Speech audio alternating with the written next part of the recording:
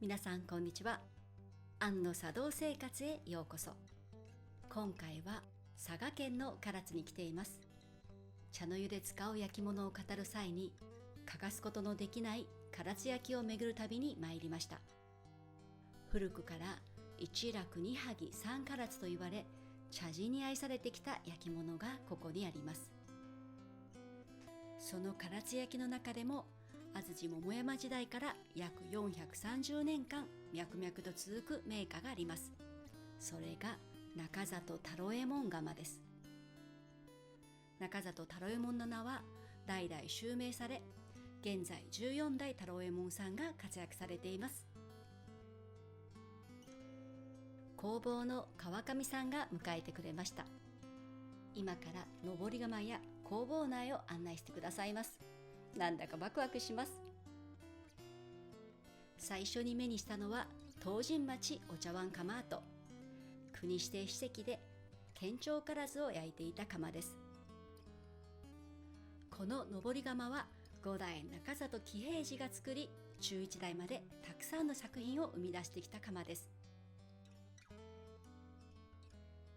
では窯焚きの最中なので見に行ってみましょう。横窓から燃えたぎる炎が見えます。近くで見ると迫力があります。窯の中では太郎右衛門さんの作品が今まさしく焼かれています。どんな作品が入っているのか気になります。職人の話によると、昨日から火入れが始まり、2人交代で休憩を取りながら薪を投げ入れているそうです。温度を1300度近くまで上げていくのですが、温度調整は作品の仕上がりに大きく影響するため、投げる場所やタイミングなど長年の経験に基づく勘が求められます。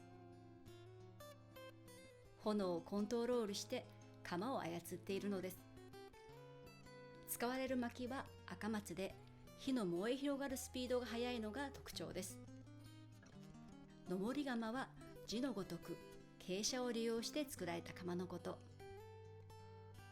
上に伸びる長い窯の中は複数の部屋に仕切られており、部屋と部屋の間には炎の通る道があります。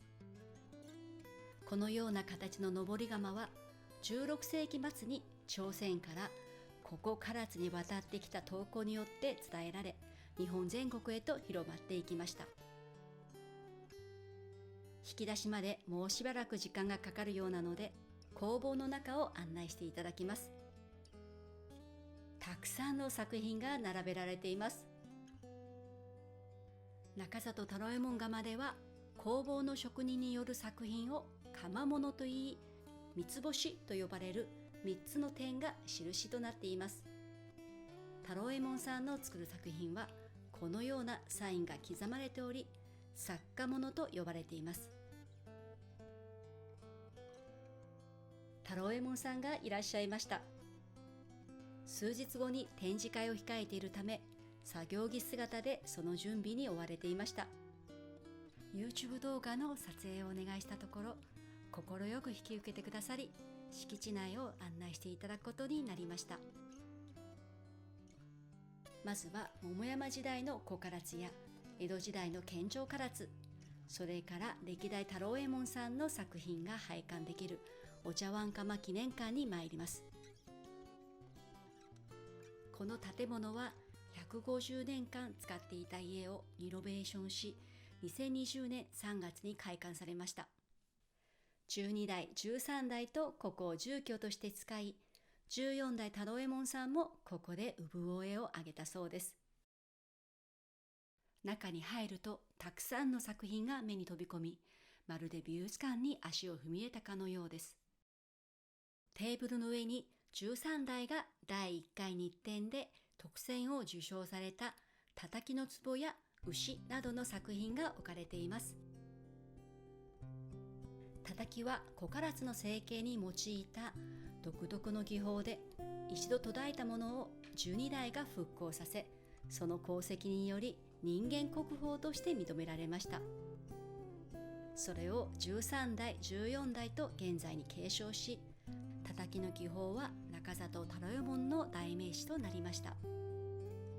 こちらは太郎右衛門さんが32歳の時に日展で特選を受賞した作品、焼きしめ壺です。東南アジアのハンネラ式土器の技法を取り入れて作られたとのこと。この作品にも叩きの技法が使われています。そしてこちらのガラスケースに展示されているのは献上唐津。献上唐津は冒頭でご紹介した国指定史跡となっている登り窯で焼かれたものです。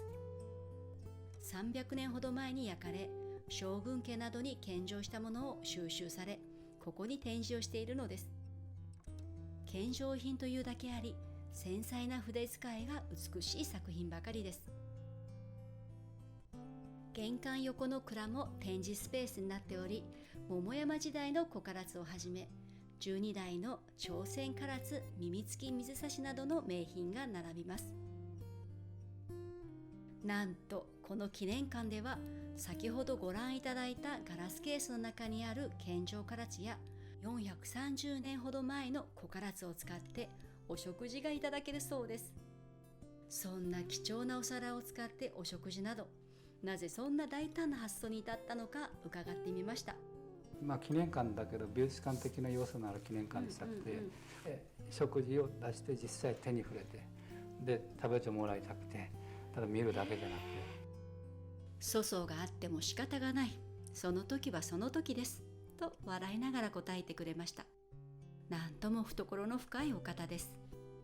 こちらのお花は奥様の手によるもので、記念館や陳列館、ご自宅など8から10カ所、すべて奥様が季節のお花を入れられるそうです。この南麻は25歳の息子さんの作品。ある日、唐津湾から見る玄界灘に浮かぶ島々をスケッチに行き、その晩6時間かけて彫り上げたそうです。それを記念館の一部に使われるって、ほのぼのとした家族愛を感じますね。次は陳列館をご案内いただきます。窯物と呼ばれる陶房の職人による作品がたくさん展示され、買うこともできます。新館は13代と14代太郎右衛門さんの作品が美術館のごとく展示されています。水差しに抹茶碗、花入れなど茶の湯で使いたいものばかりが並び、目がくらみます。どうぞ触ってくださいとガラス戸を開けて13代が作られた水差しを出してくださいました。いえいえと尻込みをしていたら、叩きの技法で作られているので軽いんですよ、どうぞともう一度。では失礼して持ってみました。あ、ほんと見た目はどっしりと力強さを感じるのに、すごく軽い。これは実際に触ってみなければわからないものです。近くで見ると深い緑色を帯びていました。13代は大きな壺や水差しなどは叩きの技法を用いて作っていたそうです。美しい小壺を発見しました。お聞きすると、福岡県の宗像大社が所有する国宝品である奈良三歳の小壺、それの復元品だそうです。依頼を受けて作られ、大社に奉納したとのこと。他にも気になる作品があると、ガラス戸を開けて取り出してくださいます。なんて気さくな芸術家でしょう。この美術館のような空間の中でお茶を一服いただきました。眼福に扱った後の一服、もう至福のひとときです。素晴らしい作品の数々を堪能した上に、ご自宅のお茶室とお庭も案内してくださることになりました。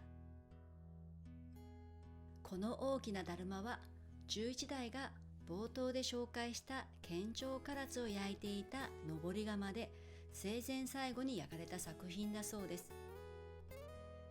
このだるまはここでしっかり中里家を見守っているかのようです。ご自宅は工房のすぐ横、同じ敷地内にあります。このご自宅を設計されたのは、皇居新宮殿の建設にも関わった吉村純三さんで、41年前に建てられたそうです。家の中には広間と駒のお茶室があり、これもまた日本を代表するすき家建築の中村聡さんによるものだそうです。郷土で作られ、一度解体してここでさらに組み立てたという大変貴重な建物です。いずれ文化財になると言われています。広間でお庭を眺めながらお話を伺いました。太郎右衛門さんの話によると、実は唐津焼の美術館がないとのこと。約430年の歴史がありながら、とても残念に思っているそうです。数年前から唐津市に美術館を建ててもらおうと活動されており、すでに小唐津を中心とした美術品を1万6000点ほど市に寄贈したそうです。近い将来美術館ができるといいですね。またここには約6000坪の土地があり、お茶碗窯や茶室、そして記念館など点在していて、今後これを生かしながらまちづくりをしていきたいと目を輝かせていました。その願いは中里家だけのためでなく、また唐津焼だけでもなく、もっと広く佐賀県というくくりで日本文化そのものを日本全国に向け、そして世界に向け発信していきたいと思っているそうです。そろそろ引き出しの時間だそうです。めったに目にすることのできないその貴重な瞬間を一緒に見に行きましょう。太郎右衛門さんが長い竿を釜の中に入れました。そして燃えたぎる炎の中から丁寧に茶碗を一つ取り出しました。取り出した瞬間の茶碗は黄金に輝いているように見えます。みるみるうちに真っ赤に変わり、それが外気に触れ急激に冷却され、やがて漆黒のような黒へと変化していきます。一つまた一つとその作業が続きます。漆黒のような黒い茶碗は叩き唐津黒茶碗、緑が赤色を帯びているものは叩き唐津黒紅茶碗と呼ばれています。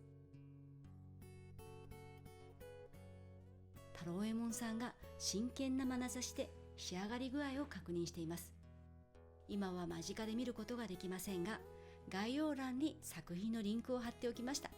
ご興味のある方はぜひそちらからご覧ください。素晴らしい作品の数々に胸が躍るはずです。皆さんいかがでしたでしょうか。唐津焼は豊富な種類の原土と釉薬によって実に多様な作品が作られています。その土味は使えば使うほど、そしてめでるほどに艶が出て柔らかい肌になると聞きます。時間とともに風合いを楽しむことのできる焼き物なのです。今回引き出された茶碗も人から人へと使われ、長い時を経て変化していくのでしょうね。私も近い将来太郎右衛門さんの作るお茶碗を一つ買って大事に育てていきたいと思います。次の動画では唐津のお菓子や郷土料理、そして唐津にある美しい庭園や茶の湯文化をご紹介してまいります。どうぞ楽しみにお待ちくださいませ。そしてよろしければグッドボタンとチャンネル登録をどうぞよろしくお願いいたします。